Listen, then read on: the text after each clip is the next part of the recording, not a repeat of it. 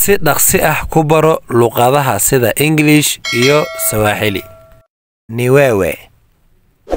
wewe waa adiga. Si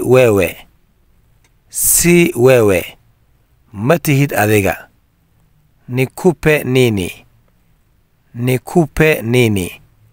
maxaan ku siiyaa. Nini waa maxaa. Sina sahi ma haysti hadda. Sina ma haysti sahi hadda.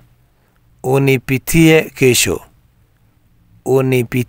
kesho isomar beri. Unipitie isomar kesho beri. Usisahau